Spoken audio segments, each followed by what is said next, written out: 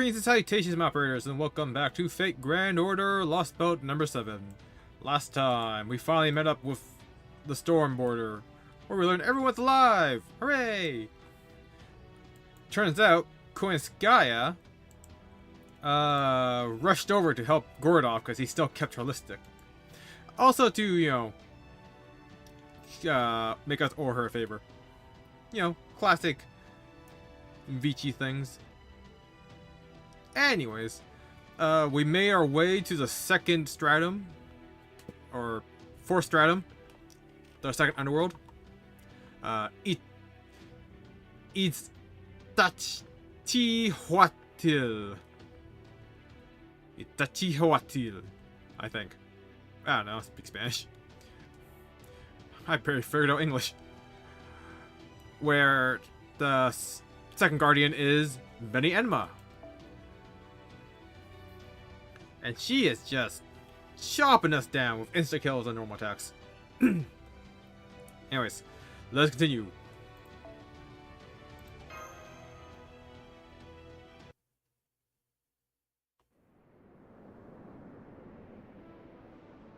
Thank goodness we're all still alive. That servant seems to have taken off toward the peak. Was she from Cardia as well? Yes. I think he must have been one of the 4 who was summoned on the border, like King Protea. Let's just forget about her. I doubt she'll come after us again. We just need to cross the mountains there to get through this underworld, right? No reason it's got to be the tallest of them. Right, Tapu? Indeed. We merely have to make it to the other side. Once we reach the ridge, it's quite literally all downhill from there. True. At least this time, young Miss is entirely correct. For some reason. What do you mean for some reason? Beni. I don't know where she comes from, but her spirit origin was at the scale of a divine spirit. And then there was her fearsome swordplay.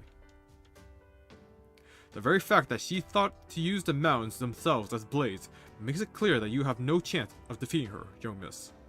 At least as you are now. Oh, come on. Who uses mountains as swords? They're heavy, they hurt, and most of all, they're scary. We are on an urgent mission. If you desire revenge upon her, you should do so after we have saved Baron Draco's compatriots in Mexico City. Yeah, I guess you're right. Unlike Protea, she didn't seem to be in any pain. What about me? Who's going to heal my heart after seeing my poor Beni like that? Broke it. Oh, Beni. How could you grow up into such a hale and hearty delinquent with no trust in society? I get where Koinskaya is coming from, but it seems we didn't bother putting it to a vote then. Tapu, would you kindly lead on? Of course. Itachihuatil is much harsher than I remember, but the path through it remains the same. This way, please. It may be dangerous, since we'll need to cross a few animals' nests along the way. But with your skills, I'm sure we'll make it through this underworld in no time.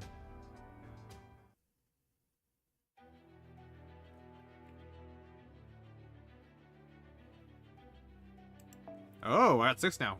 Why?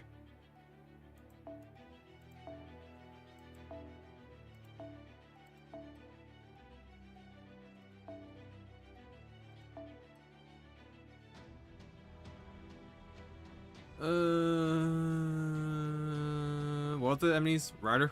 Yeah, Rider and Berserker.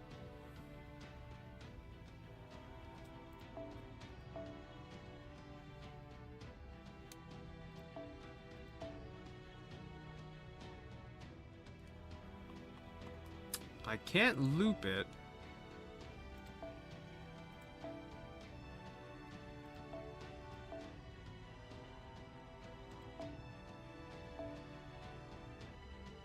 Or it'll be very hard for you to loop it.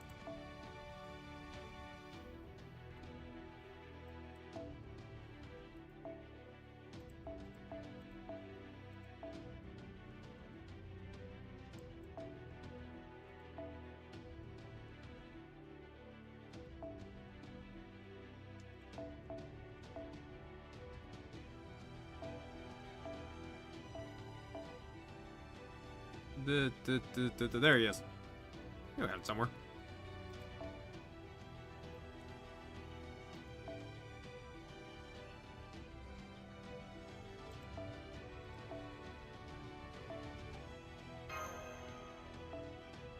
Alright, give Castoria the Star Bomb.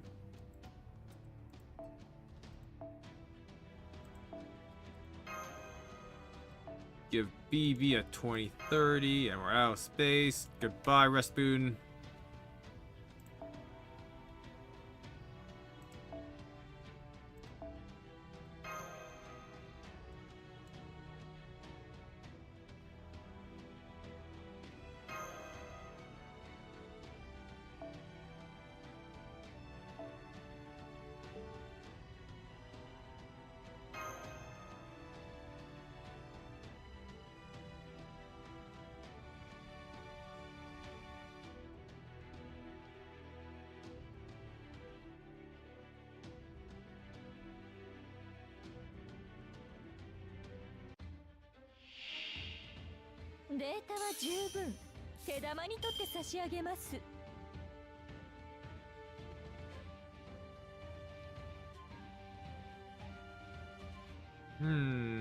Okay, so I can clear this wave. Probably.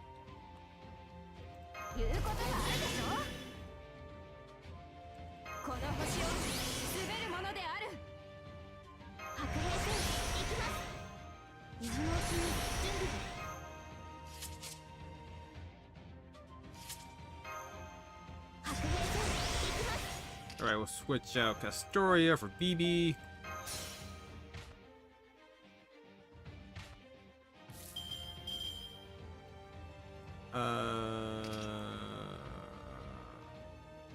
Don't need that one. We'll lock all those cards.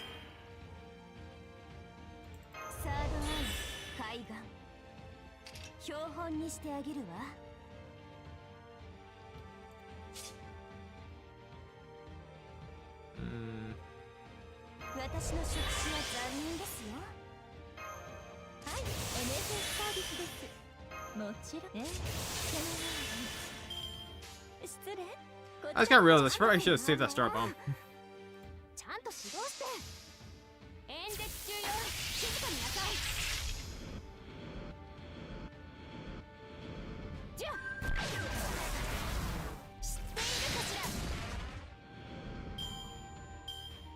Alright, how much we at? 55. Cool. Alright, all berserkers. I should be able to clear it one shot.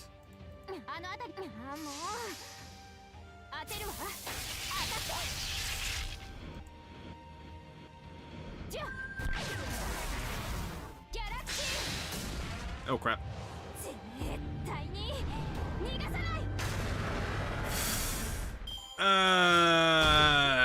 That's bad.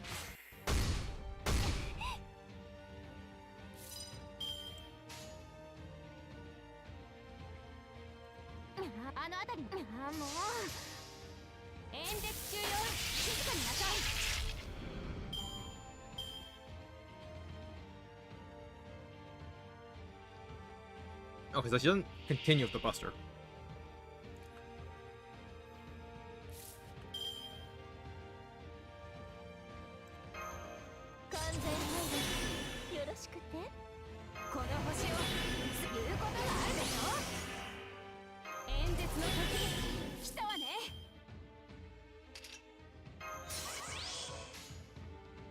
Will this be enough? Gosh, darn it.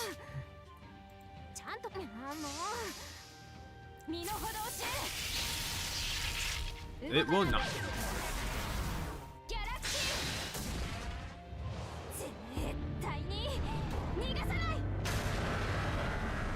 Dang it.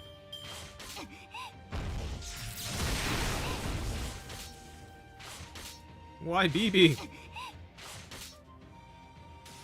Oh wow. I forgot I did 10k.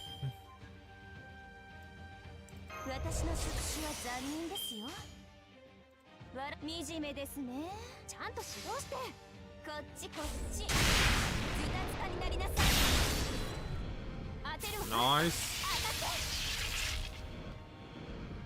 拍手は必要ないわ。私への信頼と尊敬は今後の行動で示しなさい。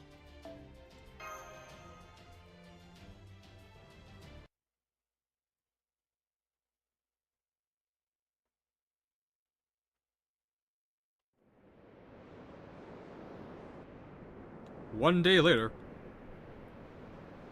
Mountains climbed. 6.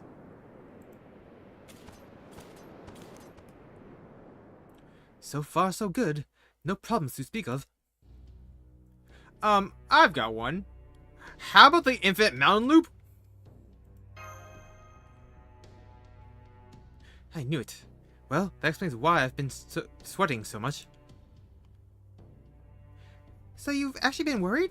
You seemed so calm while you were guiding us. I had no idea. I appreciate your intentions, Tapu, but at times like these, we need to come up with a plan as soon as possible. I guess dinos and humans' internal clocks are more different than we realized. Oh well. The fact is, we've been climbing the same mountain over and over for a while now. Let me expand my sensor radius. Yeah, I knew it. This entire underworld is closed off. There's no way out. No way out? But the underworlds are supposed to let dead people through if they pass their trials. Doesn't having no way out violate the rules? Damn, that's it. Now I understand. Beni Enma is the new guardian of the underworld. Consequently, this underworld's rules change to suit its guardian. This second underworld is no longer a valley of blaze and wind. It's become a hell from Japanese folklore. Which means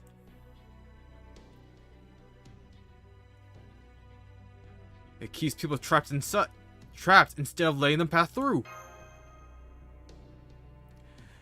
Pretty sharp there, Draco. I think you're right.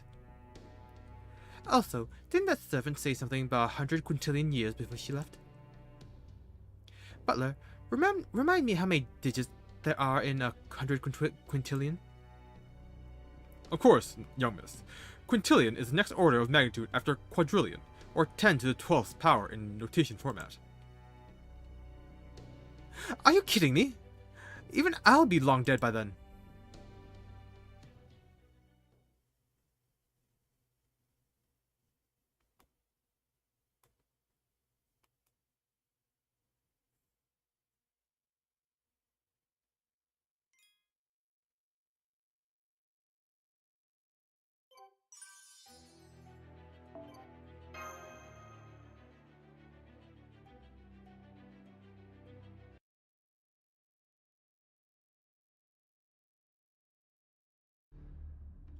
"100 quintillion years? What does that mean?" It means there's no point even trying to serve the sentence. Hell, not even a red giant star could serve that sentence. I guess Beni Enma's concept of hell comes from Buddhism. India was one of the first countries to discover the concept of zero, so they must be very well versed in numbers. All that aside, 100 quintillion years seems a little excessive. I mean, those are very literal astronomical numbers. Life imprisonment, indeed. It seems clear now that our only path out of this is a jailbreak. A jailbreak? But how do we do that when there's no way out? Oh, that's simple. If this underworld transformed into an execution ground when Beni Enma became its guardian, then it should go back to the way it was once she disappears. I know I originally recommended leaving her alone, but now that we understand our situation, we have no choice but to defeat her. Don't you agree, Bear Draco? What do you think, Koyanskaya? Of course I'm against it. As far as I'm concerned, that fake priest can just die. Still, it does seem that we won't be able to leave this boundary of the underworld without defeating her. And since I make it a point of pride to separate my personal beast feelings from my business dealings, if you decide to go after her, I'll lend you my full support. Then, we're going to fight her, yes?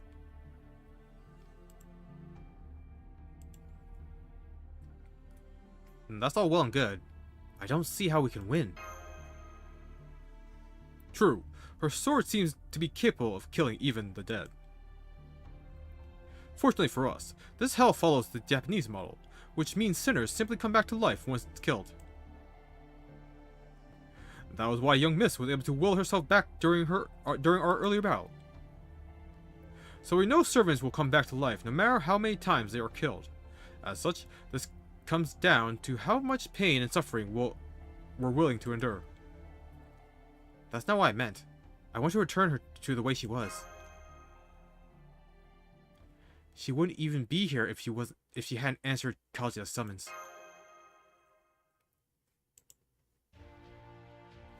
Well, that just makes sense. Of course we need to keep as many capable personnel as we can.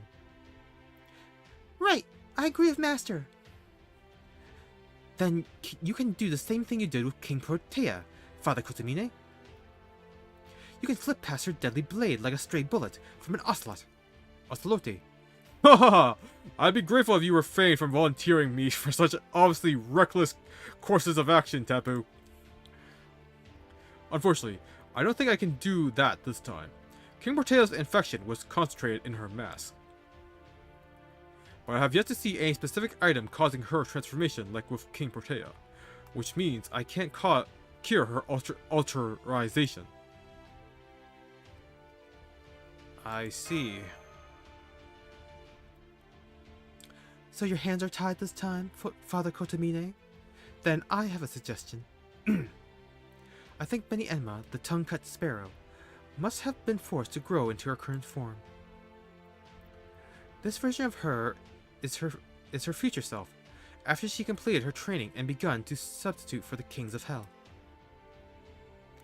That means it's not a superficial transformation, but genuine, if forced, growth. And that means all we need to do is make her young again. Quite an idea. Expertly weaving together your own personal interest and desire for profit. I see only one issue with your plan. It is impossible. Unless someone here has a spell or noble phantasm of rejuvenation that I'm unaware of. Of course they don't. But aren't you forgetting something? Past, present, and future all converging in the underworld. As long as we have enough magical energy, we can summon as many servants as we like while we're here. Which means we have no end of willing collaborators to choose from. Isn't that right, Master of Kalia? Hey, yeah! I can just summon a heroic spirit with a legend about becoming young again. I'll search the database right now. Given how many missions we've completed, I'm sure we'll find a heroic spirit with a rejuvenating noble phantasm.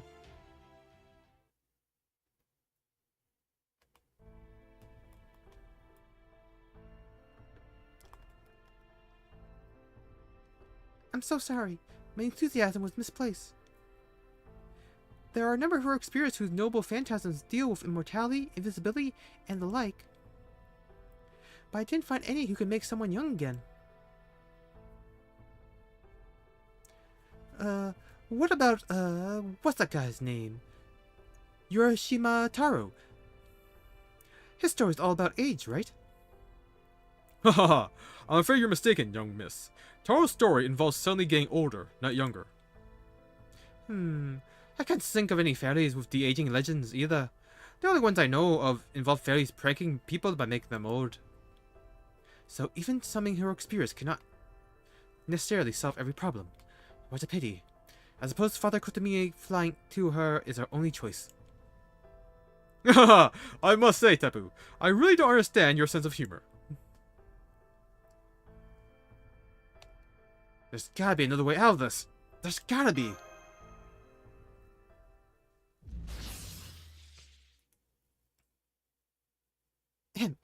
Excuse me. I'm sorry to interrupt, but oh.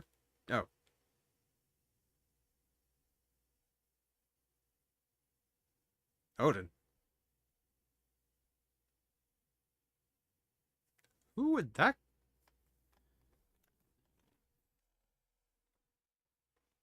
probably not from the Olympians, because Zeus is one of the enemies.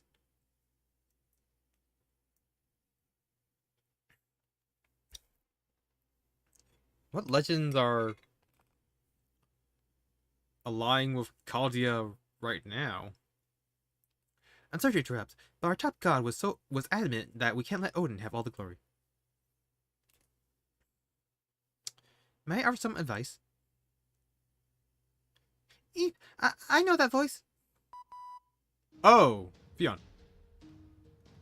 A noble phantasm is the embodiment or sublimation of a given heroic spirit's legend, the trump card if you like. And I doubt there are many heroic spirits out there who have de-aging or rejuvenation as their trump card. So try taking it one step down. There may not be many heroic spirits with a rejuvenating noble phantasm, but there are absolutely some who possess a rejuvenating potion or elixir.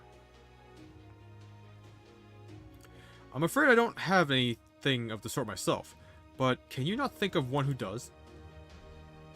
A hero who loves collecting things of that sort, and who has strong ties to all of you. Alright, that's all from me. Give the proprietress my regards. I can't believe we just got a call from the other side of the semicircle. This almost feels like less like the underworld and more like a Throne of Heroes outpost. It's true. Every human dies eventually. Heroes are no exception. So the underworld, that is, the next world, is both a melting pot of human data and its final destination. So why would Tezcatlipoca put such a thing here? Could there be another purpose to these boundaries of the underworld? Any idea who he meant, Bear Draco? Nope, can't think of anyone. Seriously? Think harder, you idiots. How hard can it be to recall Urk's great king, and one of the greatest collectors and heroes of all time? Ah. Long time no see, your majesty. King Gilgamesh, that's right. Of course he would have an elixir of youth in his collection. It's so good to see you again, your majesty. It's been so long since... Oh, right. This isn't again for you at all, is it? The events of the Seventh Singularity were never inscribed upon the original King Gilgamesh, so... I'm so sorry. I hope I didn't offend you. That's right. I totally forgot. Huh. No matter. I didn't come all the way just to lecture you. You can review how heroic spirit summons work on your own time. Right now, you need an elixir of youth, yes. Fortunately for all of you, I have one. I can't deliver it to you myself, since your summoner's magical energy is so pitiful it is barely third rate. But you can at least summon the elixir itself. Here, take it. Ah, oh. Oh, how very generous. You're not like the king I know. Are you sure you're really Gilgamesh? Haha, Bear Draco, you'd be best served by lopping off that man's head now, while you have the chance. If you don't, there's no question that he will betray you, and at the most inopportune time to boot. I'm afraid you have the wrong idea, Bear Draco. Bear Draco and I were never allies to begin with. On a different note, King Gilgamesh. Legend has it that you went all the way to the abyss in your search for an elixir of immortality.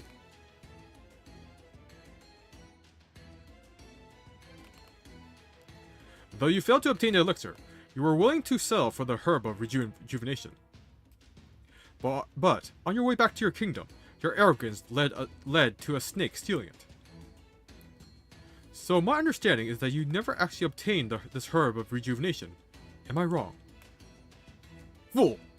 Who do you think I am? True, I allowed that snake to steal the herb, then returned to rebuild Urk while I was still old and decrepit. But I never forgot about the herb incident, and I've always made it a point never to let my failures stand for long. So I returned to the abyss and reclaimed the herb, which I then stored in my treasury. as it was reasonably valuable.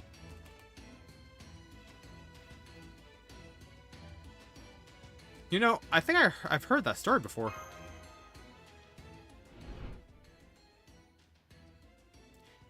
Yeah, that's right. That smug-ass king really said that right to your face back in your room, senpai. What? Why? Alright, farewell.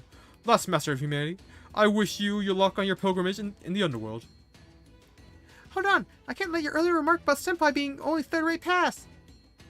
What do you take issue with it? His magical energy, catalyst, and luck are all pathetic. His luck especially. Did he leave them all at home?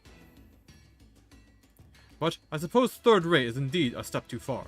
Congratulations on making it to a second rate, Chaldean. Thank you. I became second rate.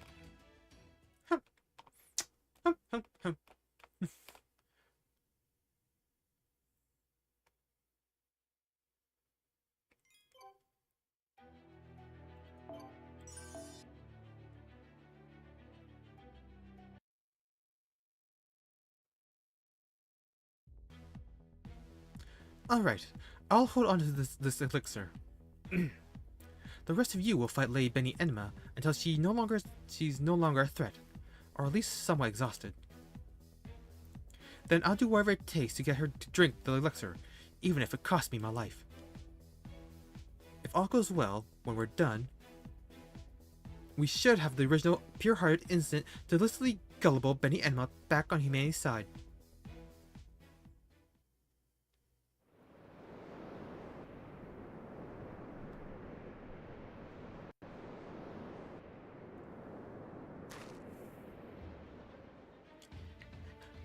What are you sinners doing here?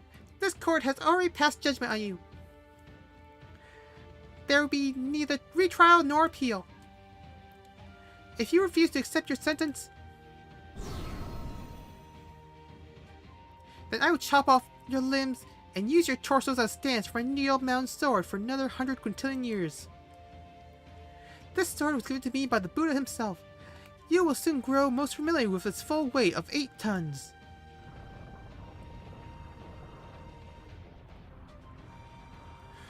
The mountains are moving. Get ready for her, Bear Draco. Try to call on servants with death resistance. If you can't get any, I'll figure something out myself. You stay out of this one, Mash. Without spirit origin, there's no coming back if you die. Right. Thank you, Olga Marie.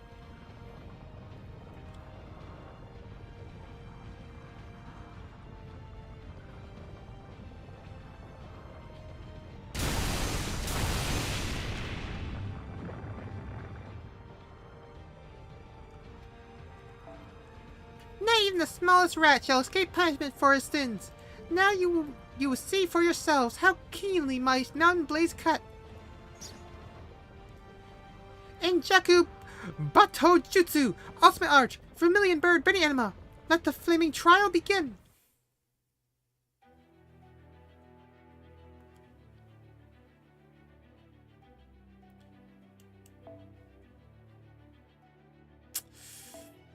Man.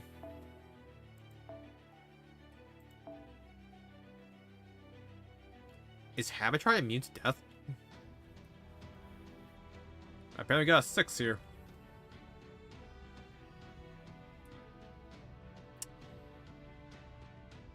Don't think we can 3-turn this.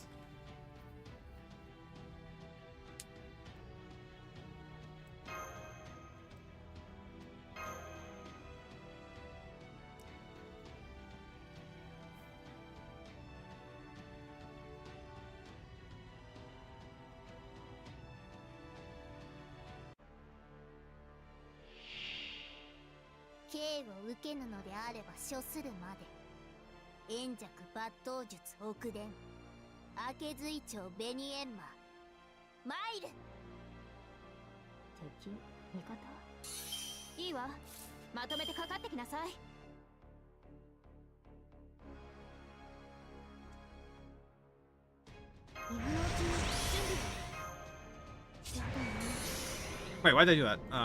Stupid.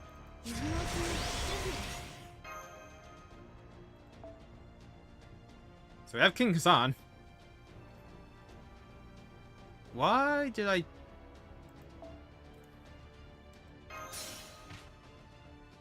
Okay, I did a lot of stupid things apparently. 言うことがあるでしょ。演説の時来たわね。この星を滑るものである。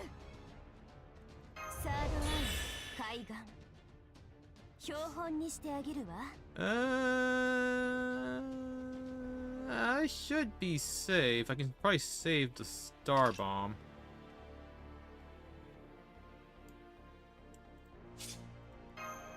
はい、NFS サービスです。もちろんお望みのままに。Oh, not anymore. So that backfired apparently.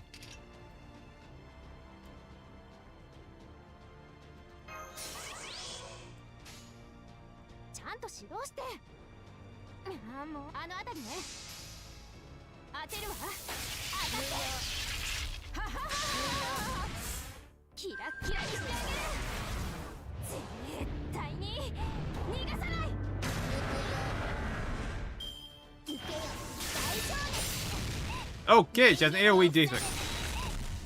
命脈を塞ぐ。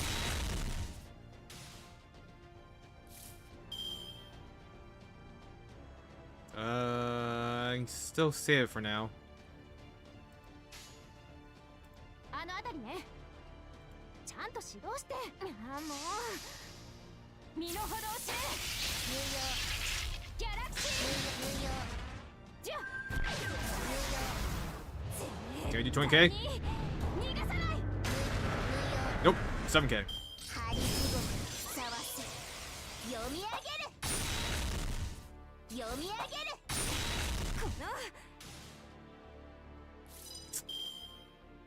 Okay, okay. 残酷に邪神的にです。あ、もうあのあたりね。あ、もう演説中よ。静かになさい。動かないで。知っているかしら。ウルトラバースト。 We still have next turn, but we're still missing. Oh crap! Right.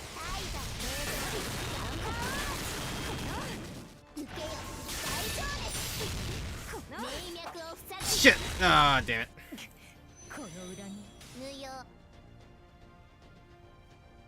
Kinda really needed her. She was kinda part of the whole plan for next turn. 惨めです。ま、惨めですね。こっちこっち。こっちこっち。名城しがとき。やるよ。命脈を塞ぐ。見せ、死だ。地獄の釜の湯加減なれば。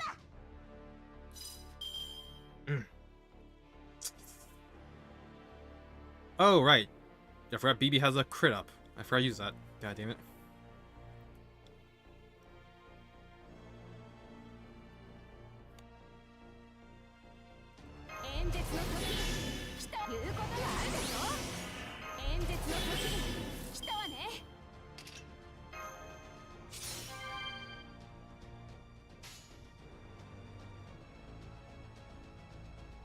Oh, that's not great.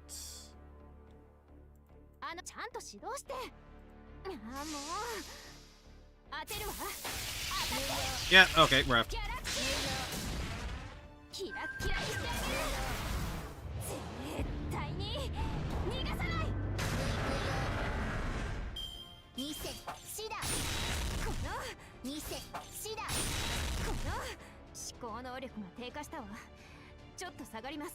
I think I got.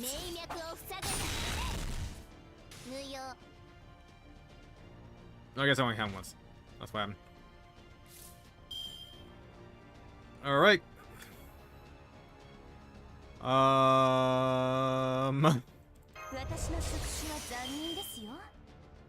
Go, go, BB?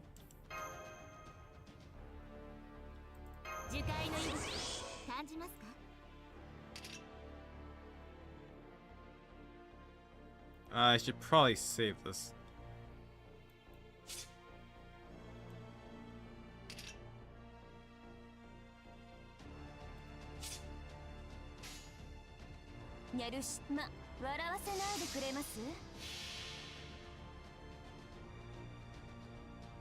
乙女の秘密見ちゃいます？ちょっと美味しそうなのでクークーお腹が鳴っちゃいました。小さいですね。ズタズタになりなさい。 Okay. 名城しがたき地獄の釜の湯加減なれば Got an AK. 脈を塞ぐ読み上げる。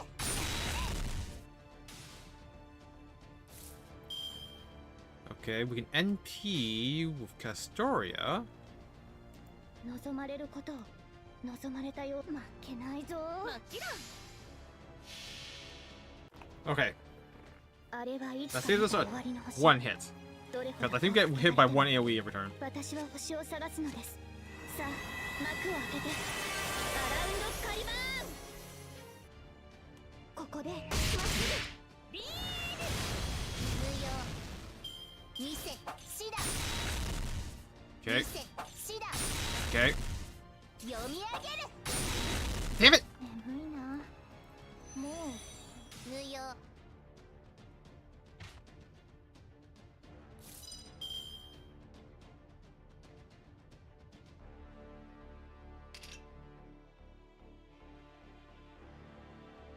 Hmm.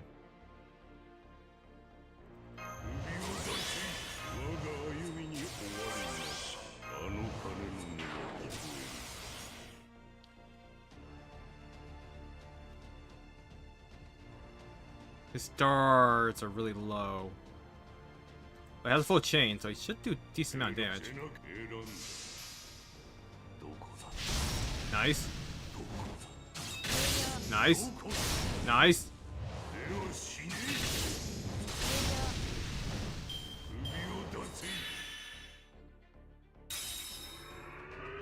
閻魔の裁き受ける虚言許すまじ。地獄の釜の湯加減なれば見せシダ。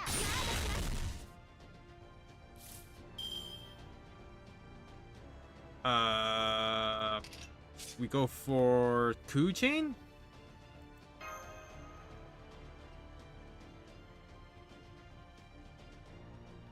I don't need the sure hit or evade, so let's not use it. 全生命愛を込めて。 But I do need the NP strength right now.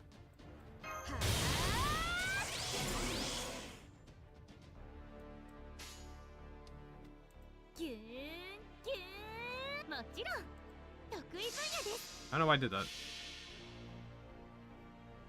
呪体よ野心を照らせ。同じ視点は得られずと共に生きる同胞なれば我恐怖の死をも倒そう。叶うのですか。輝き降臨。 Why work wizards that have two NPs that lift the platform and then crush it? 名脈を塞ぐ見せシダ。名脈を塞ぐ。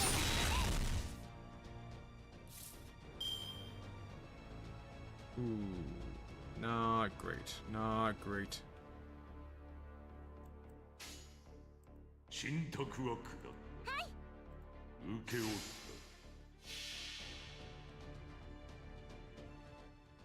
聞くがよい。万象は汝の名を指し示した。はずがいい。裁判官に Ah, this 4K. 逆らうのですか。 Not terrible, pretty much unbuffed. 特務。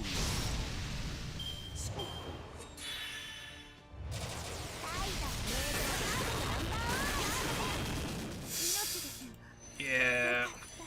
地獄の釜の湯加減なれば名脈を塞ぐ。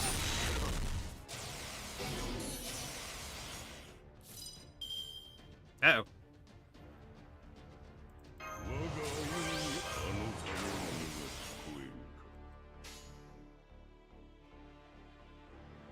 閻受けを背中を押せ。証もな教えもなくどこだ。では死ね。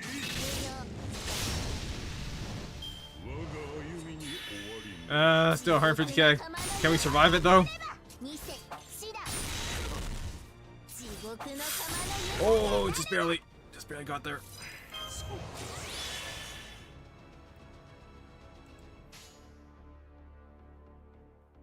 信託は選ん背中を押せ。聞くがよい。万象は汝の名を指し示した。はずらい。 Oh, it's a 4K. 逆らうのですか。 Yeah, we're dead here. We're so dead here. 証安らかな迎えもなし。我が歩みに終わりな。ケース1が読み上げる。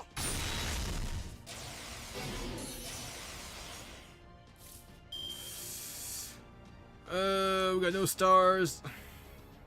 選んだな。受け負った。聞くがよい。 Unless this does like 80k, it's not gonna win us this. Nope. 逆らうのですか。 どこだ。どこだ。では死ね。そこ。地獄の釜の湯加減なれば名脈を塞ぐ。Ah, damn it. 我はもとよ。 One turn away. One turn away.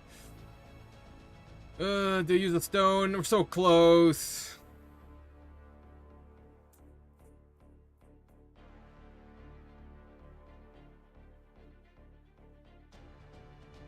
Yeah, if I brought an archer, it probably would've been better.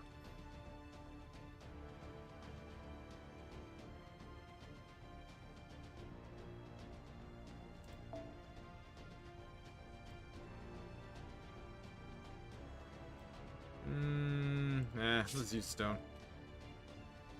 I have 32 of them, they're gonna expire anyways.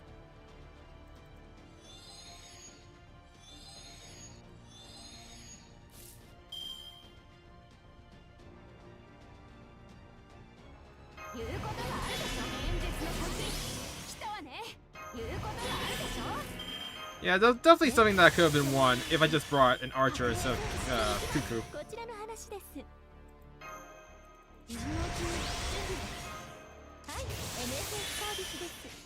もちろんお望みのまま。あのあたりね。ちゃんと指導して。演説中よ。静かになさい。では。では。無用。契約を続行しますか。いい判断です。それでこそ私のマスターかと。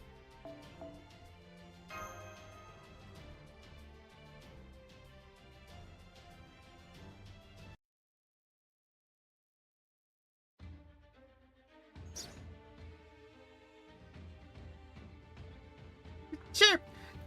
How are you weaving through my needle mountains? You're not in kingfishers.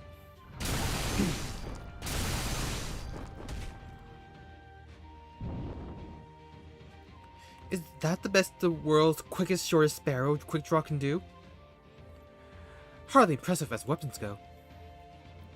It may work well for crushing large targets, but it's clearly useless against smaller ones. Did you stop sizing your opponents once you grew up? Or is this some sort of inferiority complex fixated on your smaller self? Dang it, cocky rabbit! Even now that I am a great king, my sword is as precise as ever.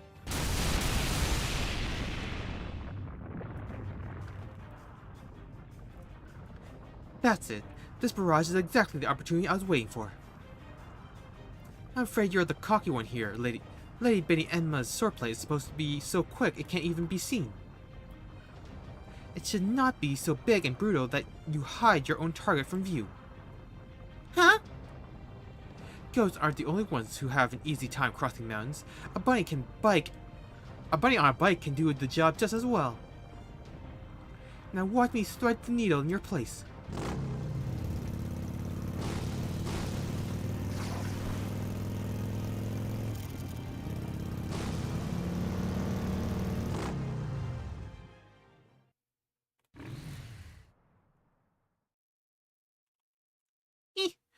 I did it. Then, without any further ado... What? What are you doing, you pervert? Chirp!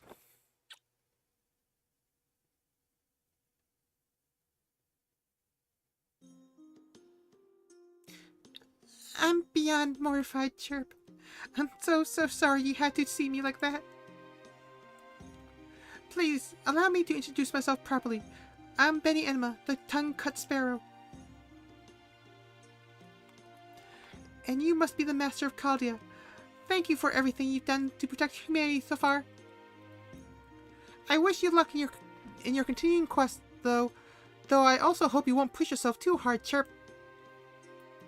I'm afraid the only services I can provide are a good bed, a sound night's sleep, and a delicious meal. But if any of those will help you smile, I'll gladly offer wherever I can. Please, call me Beni from now on, Chirp. And if you need me to use my Batojutsu too, just say the word. I believe you. You took great care of us at Enmatai. So you have been to the Enmatai before. I knew it, Chirp. I don't remember that encounter, so from my point of view, it must happen after this meeting here. I know it's against the rules to ask you something like this, but... Which time period and which Enmatai did you visit? We visited during New Year's. You, Toshi, and all the other sparrows did a great job running everything. You were very good to us. I see. What a lovely smile, Mash. I'm not entirely sure why, but hearing you say that makes me really happy, Chirp. On another note, can you do anything about this overgrown jackrabbit clinging to my leg, Chirp?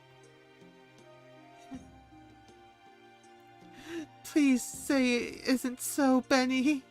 How could you not remember me? I know a fox Shrine who looks just like you, but I feel nothing towards you whatsoever.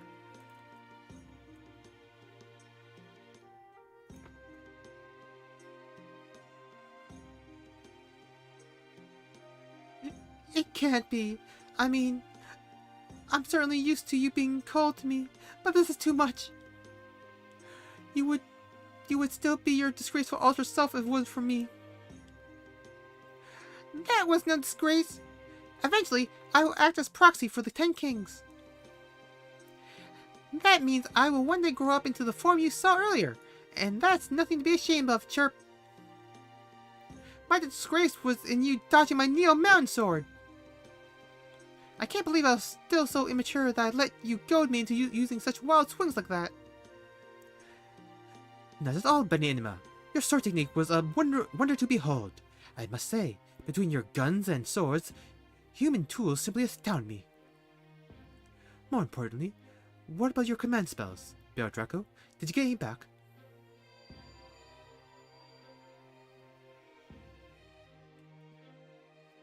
Oh, only one left to go. Then it stands to reason we'll find it with the guardian of the third underworld. That man has some nerve, using your command spells for his twisted ends. Fortunately, what he did has given me some new power. It's a shame that I can only remain here in Miglan as a guardian of the underworld. But thanks to that, I can now become a grown-up whenever I want, Chirp. Please, go on ahead, everyone. Don't worry about me. In your next battle, when you face an enemy that you must put all your body and soul into striking down, that's when I will show you the power of the Enma's ultimate art, Chirp. What next, Mal? Come now. I may no longer be an alter, but I am still a guardian of the underworld. I'm certain you'll need to fight another great battle in this boundary of the underworld. So until that time comes, I'll be here, training. Especially now that I have someone to help me train, Chirp. Huh?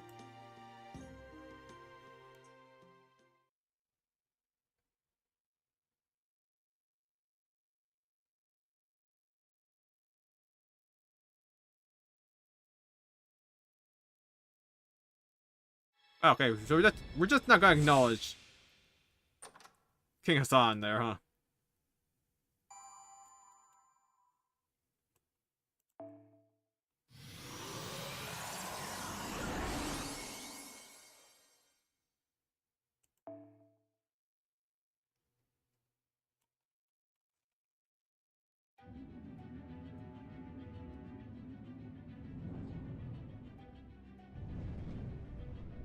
Whoa.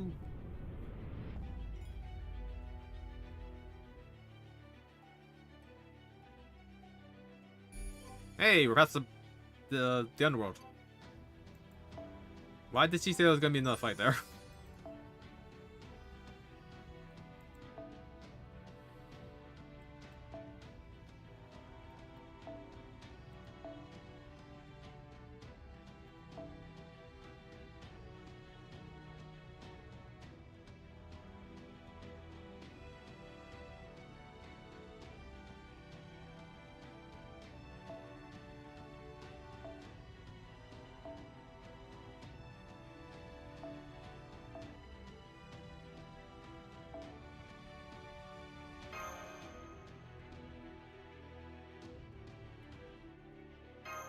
Wonder why Koi and Skya is.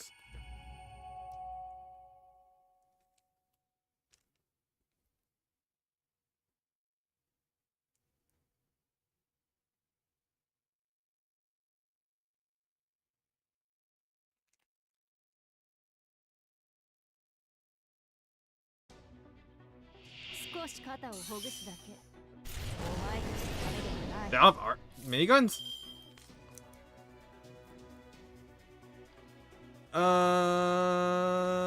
Okay.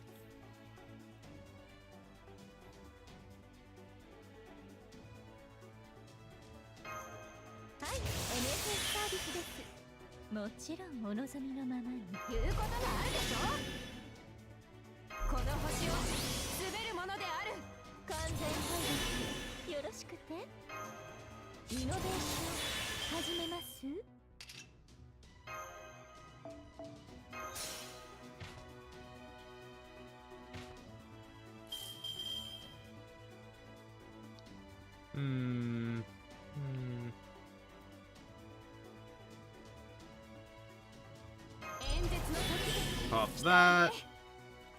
Lock them in. Open up boost. And just start blasting.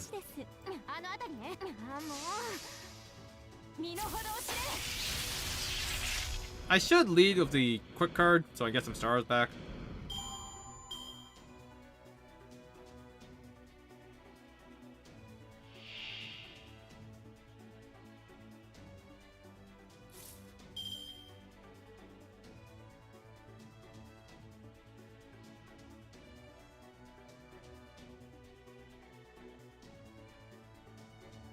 Well, this is unexpected.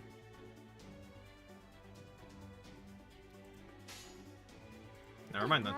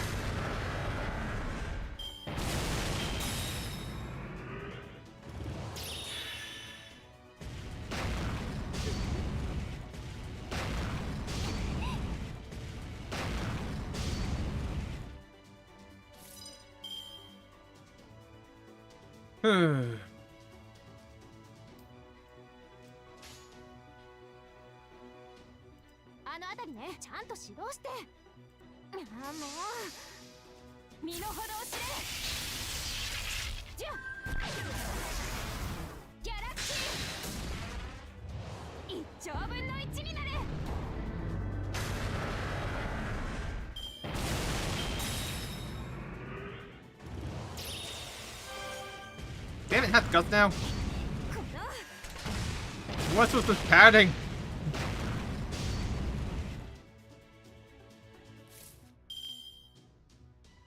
Oh wow. Huh.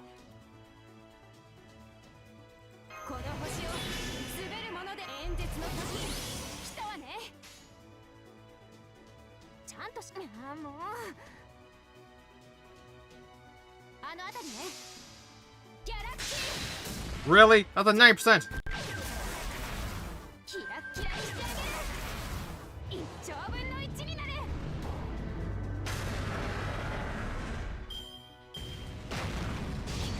この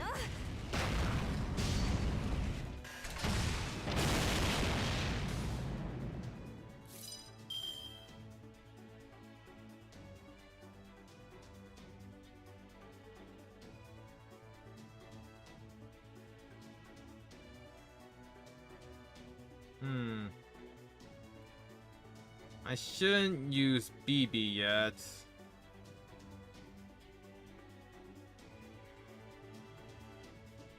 私の触手は残忍ですよ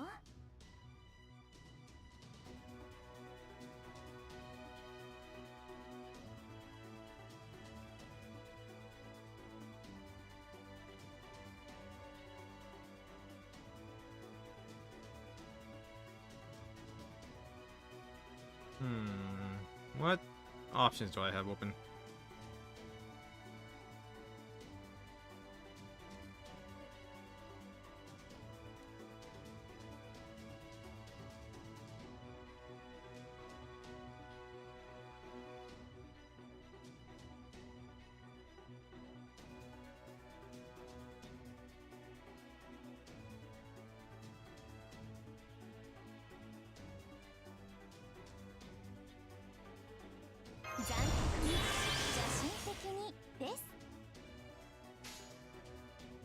まあだいあの辺りね惨めですね吹っ飛びなさい演説中よ静かになさい Really? こっちこっち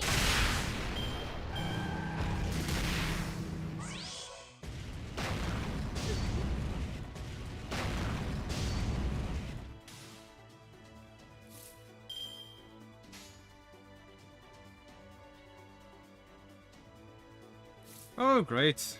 Fantastic. Do I switch the cards? So that's one gut. No, it wouldn't work anyways, 'cause I have to alternate it. This is the wash turn then.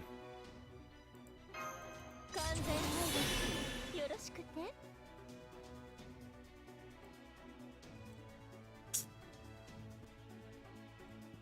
Oh wait, no, I forgot. We have priest and mythful. Whoops, a daisy. はい NFS サービスですもちろんお望みのままにまご用件は笑わせないまあ大体下こっちこっち目障りですねやりすぎですか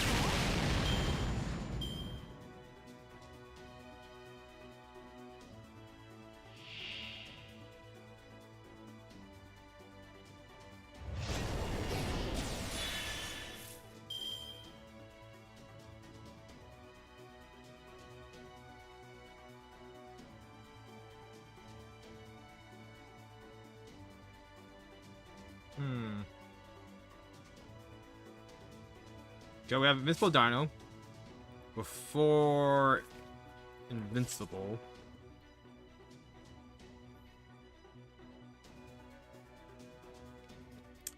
So got one turn for BB. And we have 21 stars. Not a really great situation, honestly.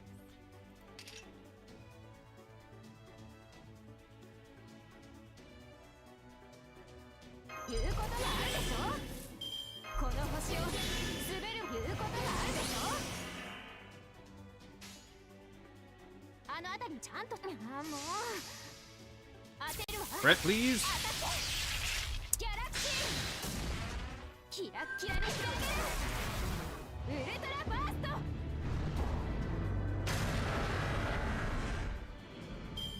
Oh, got rid of this one at least.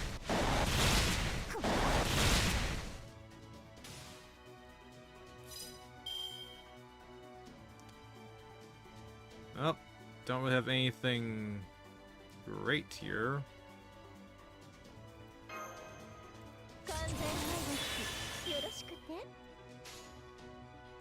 ご用件はちゃんとあの辺りね。目障りですね。 Nice. 拍手は必要ないわ。私への信頼と尊敬は今後の行動で示しなさい。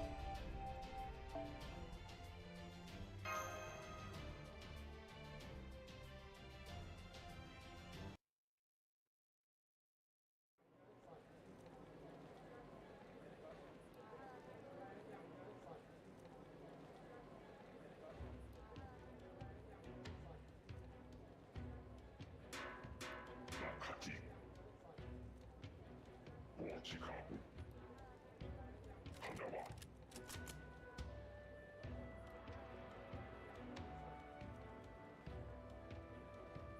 ナパリナワチャカノアチェマニ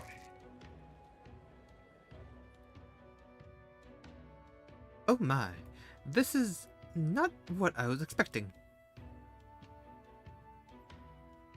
It's like the big cities back home. It's true. There are so many people. Everywhere you look. There must be at least 30,000 coming and going on the main street alone. Oh yes. Isn't it wonderful? Oh wait, did I give her a Southern Belle accent last time? Kinda forgot about that. Mexico City is currently home to 100,000 all Oslo Mare warriors.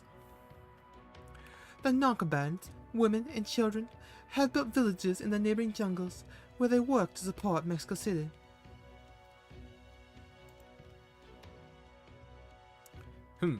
So this city was built solely for commerce, or rather, ritual purposes then? And what's more, you're saying they didn't do so on top of the ruins of an existing city, like with Chichen Itza.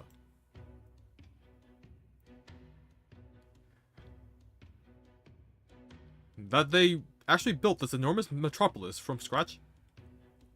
Not quite. I hate to admit it, but the actual city itself was provided by Tezcatlipoca. Tezcatlipoca, the divine spirit servant David of the Cryptus summoned. He gave the Oslomer civilization in the form of the city and revived Aztec mythology here in Miquelon.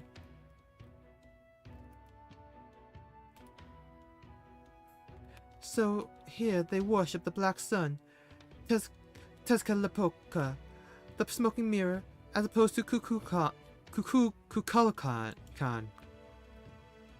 As a species, Oslomer are much weaker than dinos, but thanks to their far greater numbers, their adaptability, and most importantly, their aggressive nature, something the dinos entirely lack, they flourish, as you can see.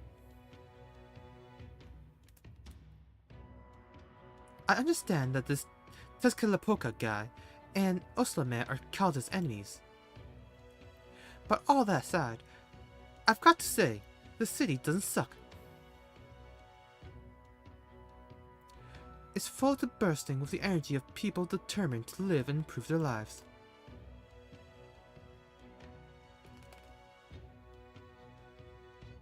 If anything, the city is closer to the colors Bear Draco and Mash emit than anywhere else I've seen.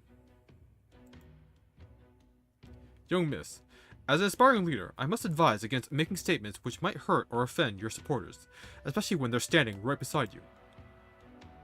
What are you talking about? I'm not saying the Oslomer are better than a dinos or anything. Did you not hear all that side part? Besides, if we're talking about who we like more, I like Tepu 100 times more. He's way smarter and nicer than any Oslomer I've met.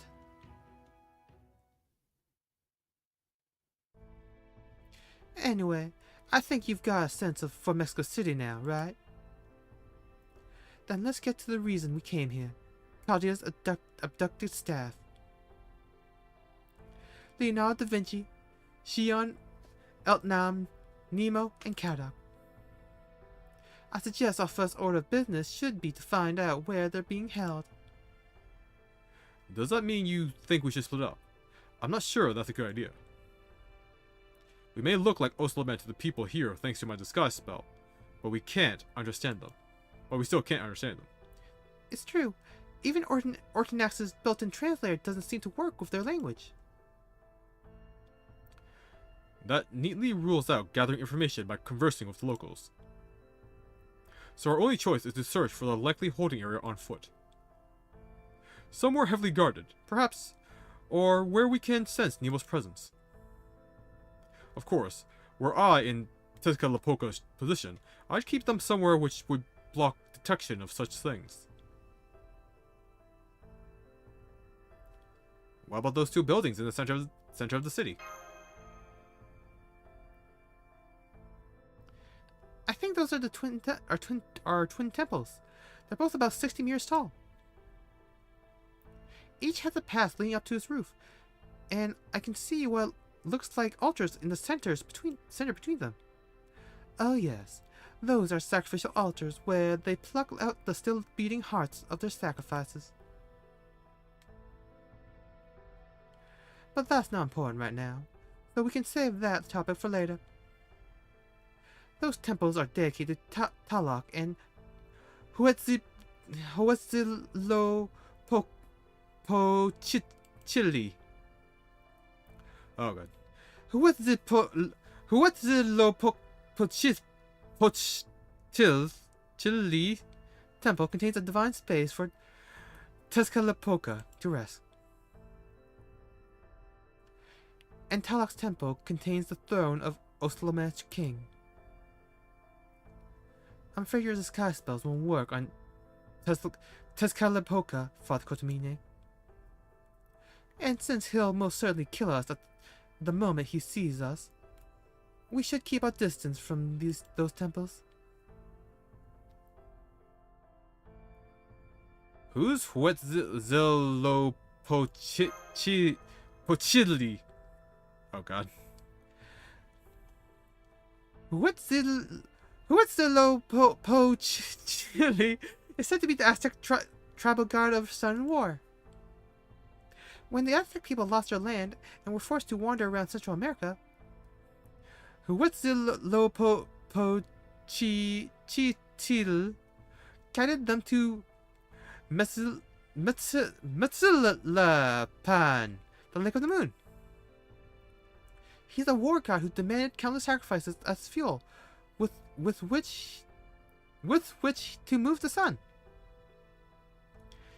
It's said he wields fiery snakes, the fiery snake Huacolto, as a weapon, and that he has blue arms and legs. This has led to some people claiming he was actually the god Tezcatlipoca from Mayan mythology before the Aztec people adopted him.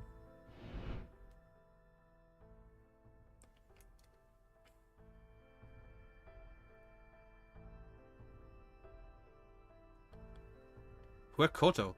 As in Quetzalcoatl? Yes. Since Huitzilopochtli wielded Huacolto as a weapon, he is said to be the enemy of Quetzalcoatl. What about David? David rarely comes to Mexico City. The other times I've come here, he was out in the jungle investigating old ruins. It seems pretty clear that he was leaving the city matters, that is, the war between the Danos and the Oslome, to Tezcatlipoca's hands. Also, he can focus entirely on his personal fieldwork. I swear, I still can't tell if he hates being a crypto or not, or loves it. Well, never mind that. It sounds like we can go around the city as we like, yes? Yeah? This will be my first time getting to see actual humans in their element. Bear Draco, Mash, I'm counting you two to explain anything I don't understand. I'm afraid that won't be possible, young miss. Since we can't actually speak to anyone here, we'll need to make more effective use of our resources. Given the possibility of unforeseen complications, I think it'd be best if you and Tepu waited outside the city. What? How come? It's because of my size, isn't it? I may look like an ocelote, but I'll still bump into people in large crowds. And similarly... Oh, right.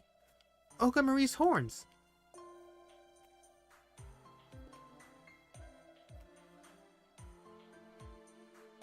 Yeah, you do take up a lot of space. You know, horizontally. What? No, I don't. And are you aware that with each passing day you treat me with less and less respect? I'm so sorry, Olga Marie, but I think we need you to do the prune thing this time. Yeah, okay. Your companion lives are hanging in the balance here. Fine, I'll save my colonial observations for another time.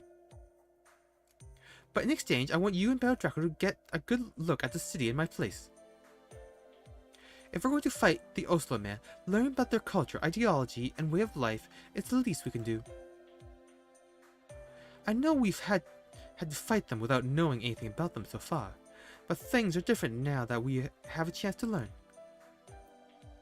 And since you'll be acting as my special secretaries, I don't want you two using ignorance as an excuse for brutality.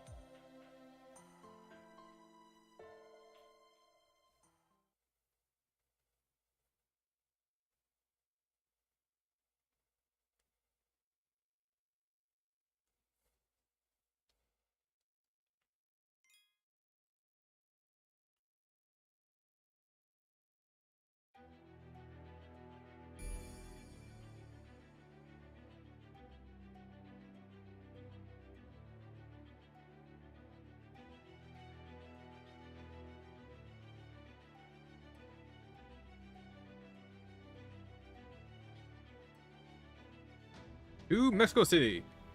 Section 9. The Lost City of Water.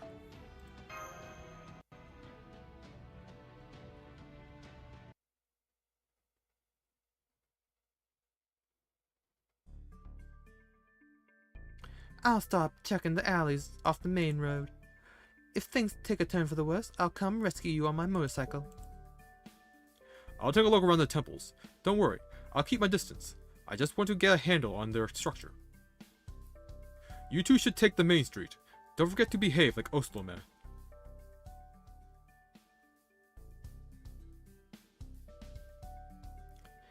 Looks like we have a big street to cover.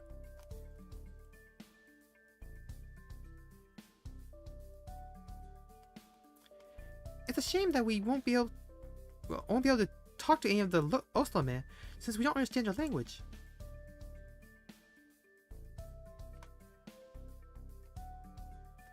For the time being, let's try heading south along the street.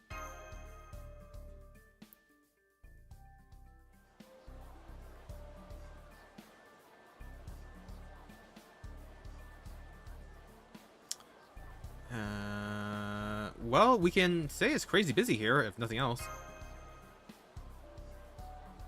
Yes, the street was nothing but shops. Although, don't you think the city feels a little too lively?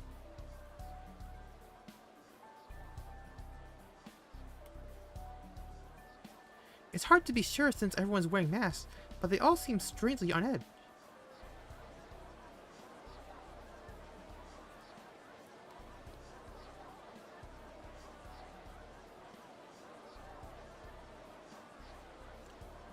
I don't know if I say lively so much as frenetic, but yeah. I don't like this. I'm worried about those who were captured. I know it's dangerous, but I think we're going to have to talk to the Oslo man if we're going to get any information.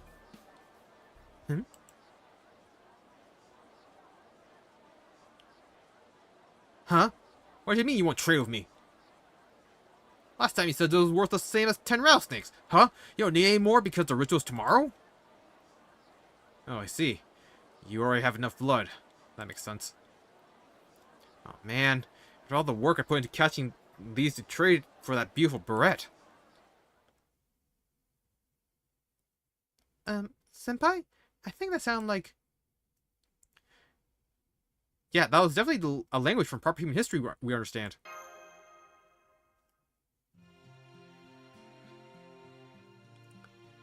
Huh?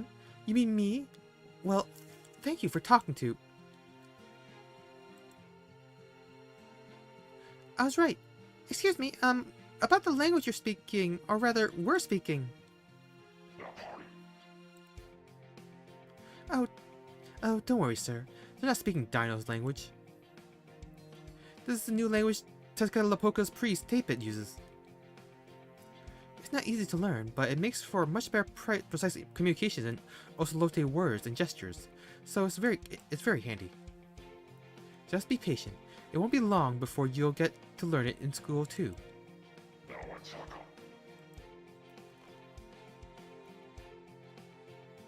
Now then, where were we?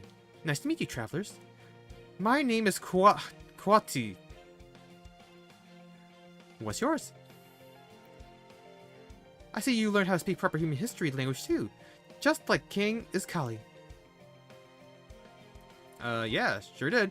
Guess you did too?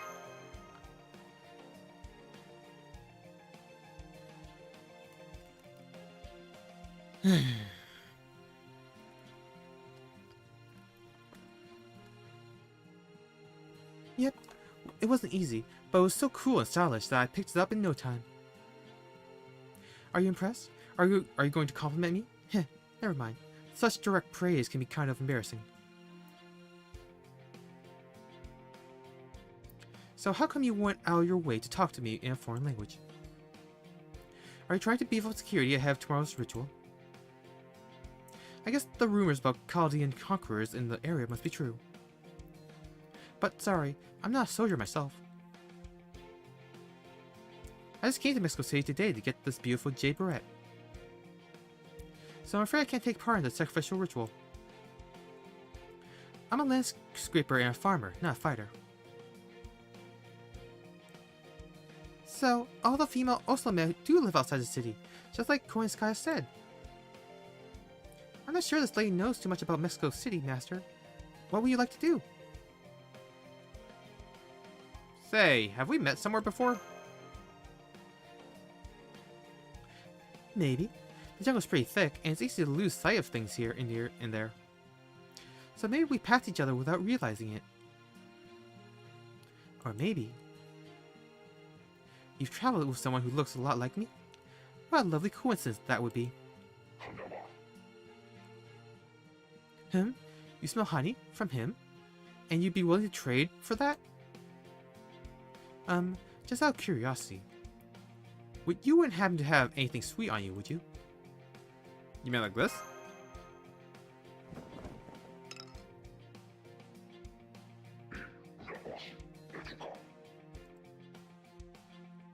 Oh wow! I didn't need to understand that he's saying he... Yeah, oh wow. I didn't need to understand what he's saying to know that this has him really excited. He seems to be asking to trade for it. Okay, here you go then.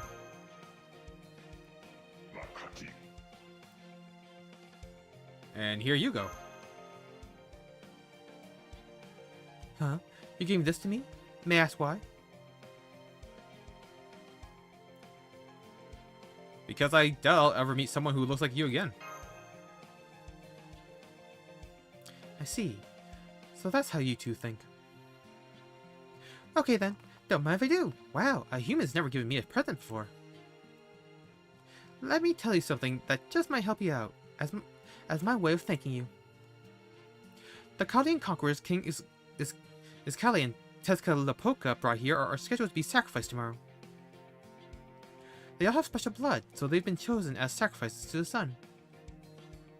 So if you wanted to, say, rescue them, I'd get on that as quickly as I could, if I were you.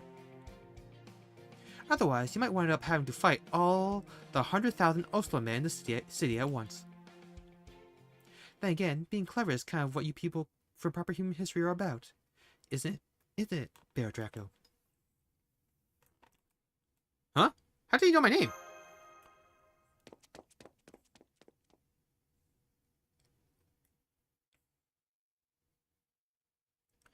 I'm sorry, Senpai. I lost track of her. She wasn't especially fast, but she slipped through the crowd almost like wind through tree leaves.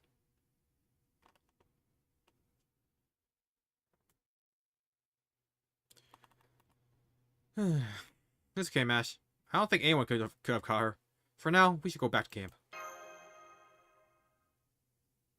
Right. If what she said is true, then we don't have a moment to lose. Let's hurry and find the others so we can come up with a plan.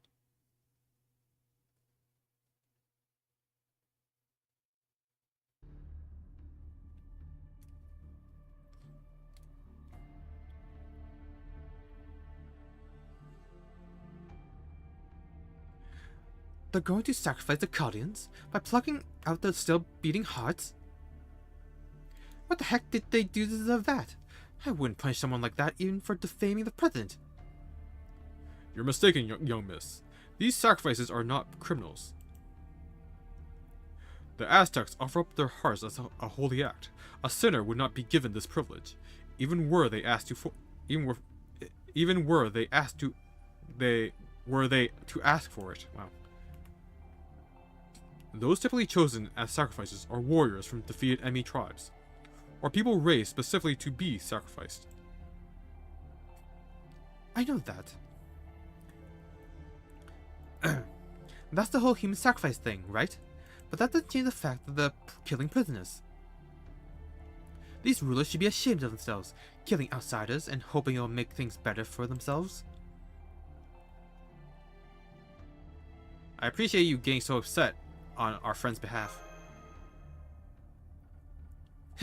I'm upset because I'm disappointed in myself. I'm disappointed that I was so impressed by the Oslonet building such a big city that I gave them 4 stars. Excuse me, may I ask a question? Why sacrifice them? Did this sort of thing happen in proper human history as well? I understand it's more important to focus on how we're going to rescue these 4 Guardians before the sacrifice, but... Not at all. These are precisely the questions which will allow us to begin understanding the Oslomet, which may be the key in rescuing the hostages. It's quite a pertinent question, Tapu. In fact, I have a question for you as well, but it can wait until later. For the moment, this represents a good chance to explain the purpose human sacrifice played in Aztec civilization. I advise you to listen well too, Bear Draco. Yeah, this seems like something I should know. Alright, I'll try to be as concise as I can. The Aztecs were not the first civilization in Central America. Some, such as the Olmecs and Zapotecs, predate even the Aztecs.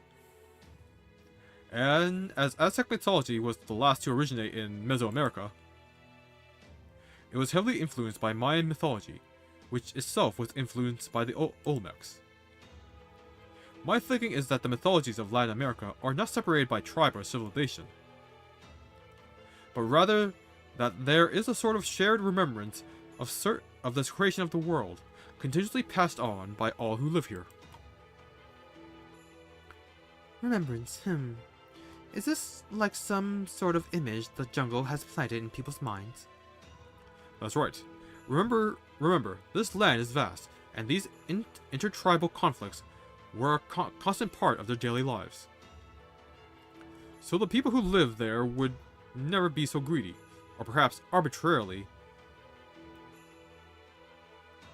as to mix in their own motives with their creation myths. No, I suspect they simply built up their myth based on whatever they were feeling at the time, which surely included staring into the jungle's swirling darkness and harmonizing with it. True. Compared to other mythologies, Mesoamerica's cosmological timeline is fairly fractured. Similar meanings carry different names, and even its perception of time is highly unusual. So while we do have written historical records, it's difficult to piece everything together and keep it all free of contradictions. And you think that's because this mythology wasn't created by humans? But was instead created by the land itself, or possibly something greater still? Indeed, the people of Central America never kept large livestock, never used vehicles to transport anything, and never rode animals. though they had all the necessary knowledge to do so had they wished.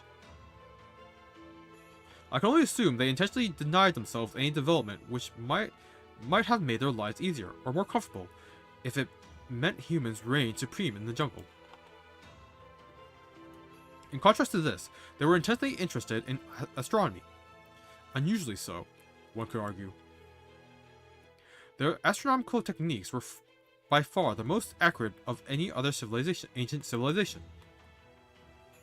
Suffice to say, they were extremely interested in, as well as respectful and fearful of our space. Why? The answer is obvious. Their ancestors were once threatened or even victimized by something which came from it. The memories of the very land which they lived in told them that their world had once been destroyed by something alien to it. In fact, in Aztec mythology, the world meets its end several times. Do you know how many times, Barrow Draco?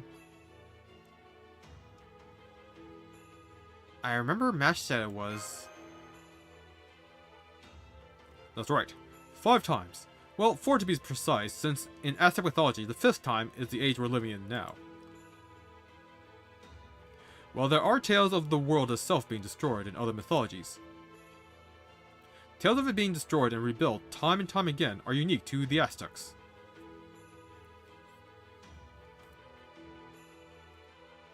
Central America, the land holds clear memories of devastation and rebirth, and the people who lived there took that as a lesson.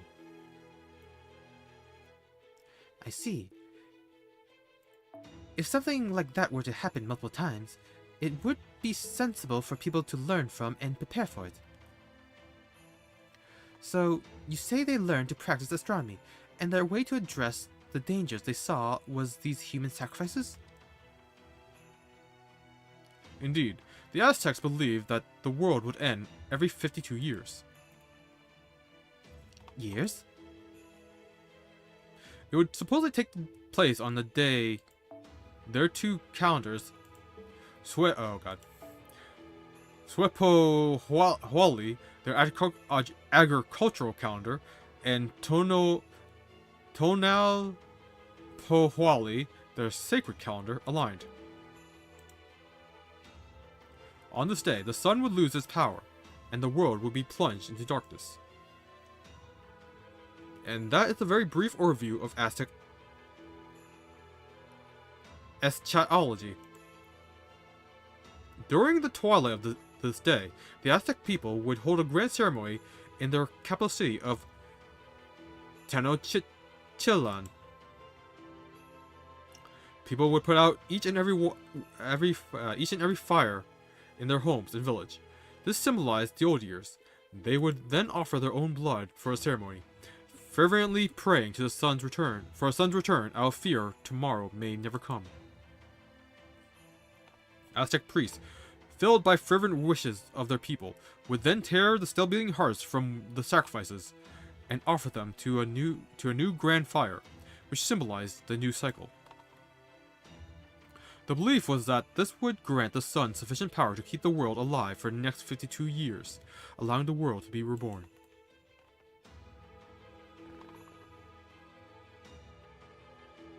Human sacrifices were neither an offering to the gods, nor a means of controlling the populace.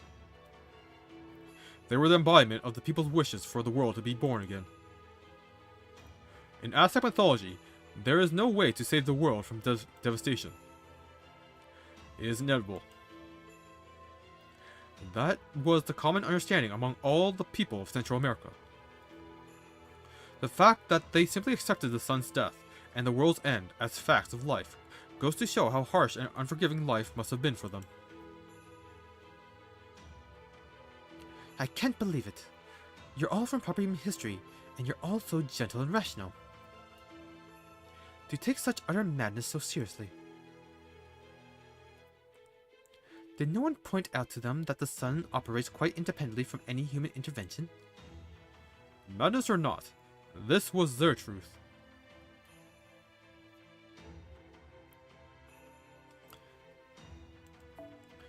Only those who were alive at the time can take issue with it. All we can do now is remember and record their experiences. That being said, I believe that in terms of Magecraft, this is all very much real. The fact is, once the Aztecs stopped making human sacrifices, their empire came to an end. Their mythology and their world is now completely gone. Huh? That's news to me. Is this just your own weird interpretation of things? This interpretation is all in keeping with their mythology. Koenskaya. You may recall that earlier, I said that Tezcatlipoca and Quetzalcoatl used to feud. But I never said what it was they were feuding over. After everything I've told you, perhaps now you can say what it is they disagreed on, Bear Draco? The ritual of human sacrifice?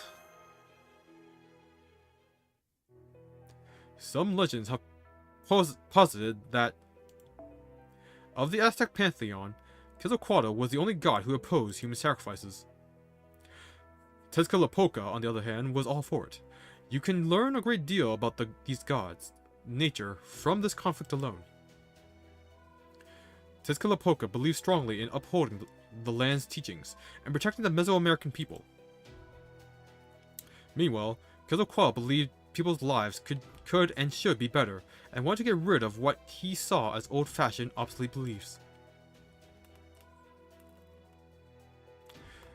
When Spaniards first arrived in Central America in the 16th century, they were astonished at the Aztec Empire's prosperity and the glittering city of Tenochtitlan.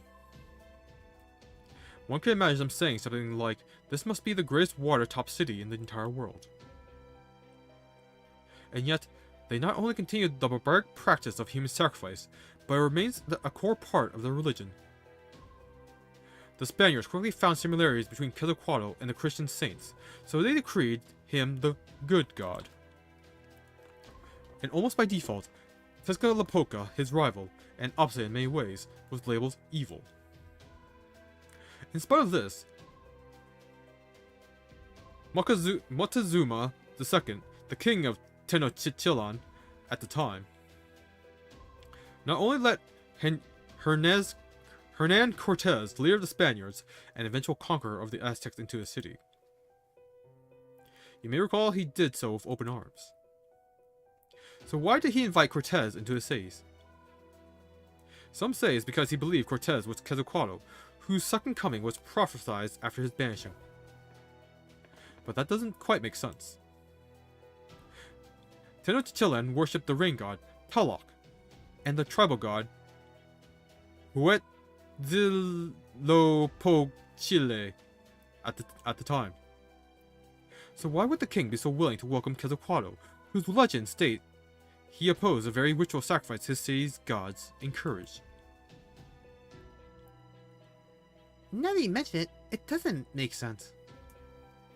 People say Cortez tricked Moctezuma II.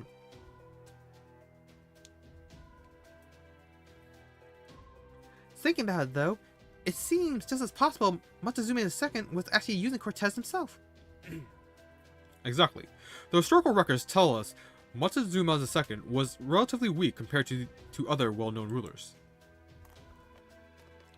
But he was also wise, open-minded, and above all, had the vision to imagine a better future for the Aztec Empire, sharing similar values to Quetzalcoatl. It may be that he believed the Aztec Empire's neighboring tribes would eventually destroy them, and so brought in an outside power in the form of the Spaniards. For that to happen, he knew he would have to destroy the foundation of human sacrifice upon which their culture was built. When Cortez showed up and was said to be the second coming of Quetzalcoatl, Moctezuma II saw him as a tool to be used. So he invited the conquistador into his city, knowing he was poisonous, but then he found himself on the losing side of the game the two of them were playing. Cortez was a foreigner. He knew absolutely nothing of Mesoamerican cultures. So my guess is that Moctezuma II thought it would be easy to make use of him. But before he and Moctezuma II met, Cortez met a woman who would prove to be his very own good luck charm. A local woman called Malinsden, nowadays nicknamed La Malinches. The daughter of a nobleman. La Malinches was an intelligent woman who had been sold to a rival tribe as a slave. She was then taken by the Spaniards as spoils of war after they defeated Malinche's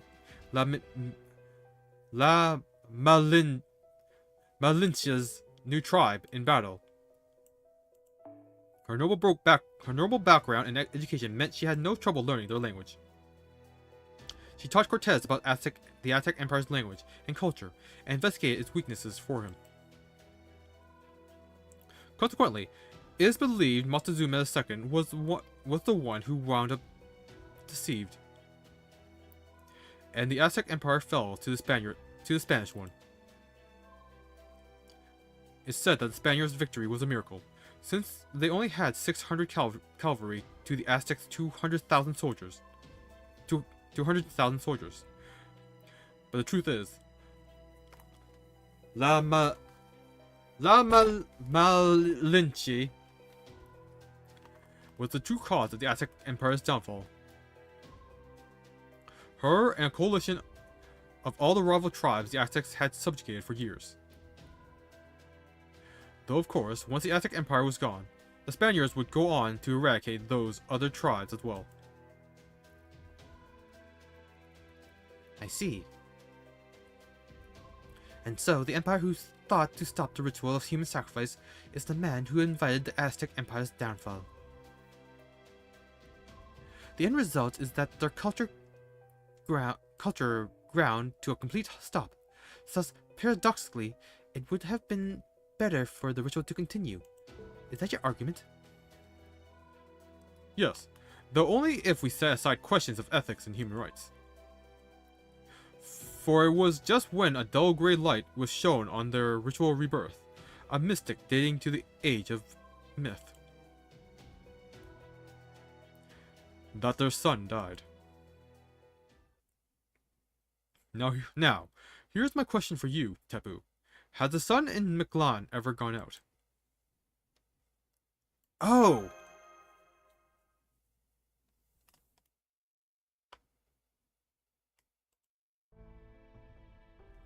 Yes, it has. I've never experienced it myself, but they say that once, ages and ages ago, Mala was covered in shadow, and the sun was lost. The dinos referred to that event as the Night of Dread. The sun disappeared, and night lasted for what seemed like an eternity. So if Mictlan's sun has, in fact, been lost before, the Oslo men are actually somewhat justified in practicing this ritual. They truly have brought proper human history's Aztec culture back to life. This means stopping the ritual of sacrifice itself would be tremendously difficult.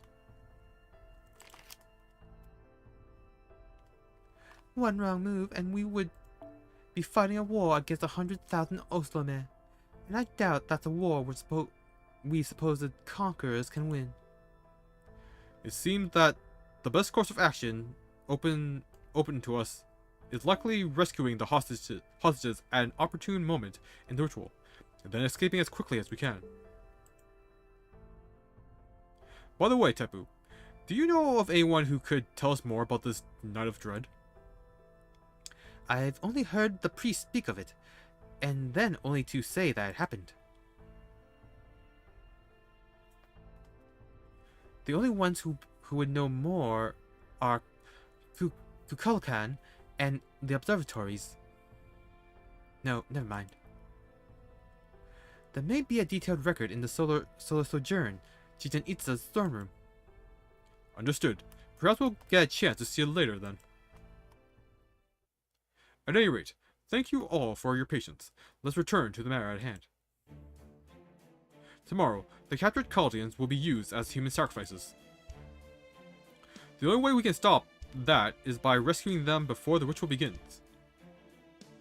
However, I'm afraid I have some very unfortunate news to share in that regard. The prisoners are being kept underground, beneath Talok's temple. What's more, the temple is guarded by a frankly absurd number of armed Oslomen.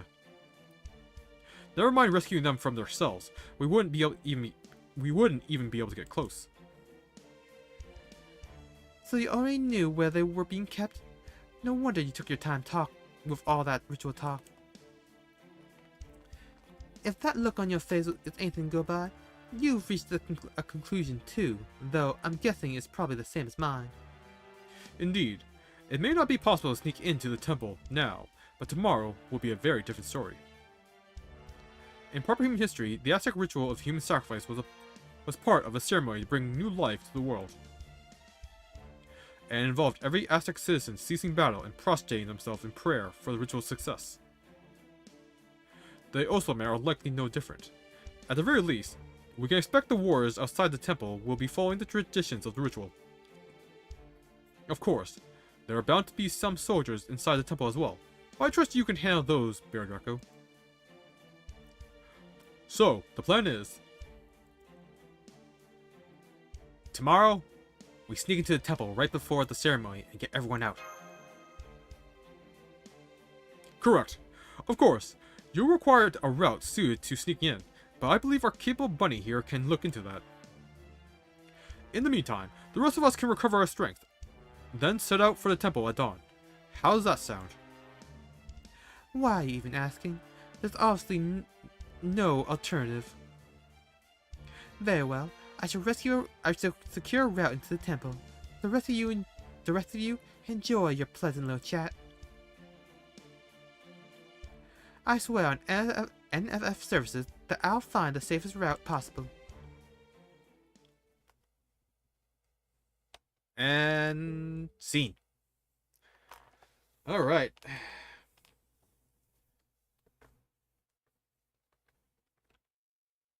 Time to hit the old dust trail.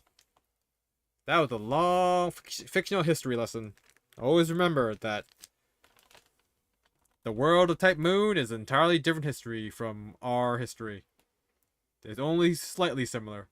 Remember, the Aztecs gods were actually bacteria from space that infected the dinosaurs. Always remember that.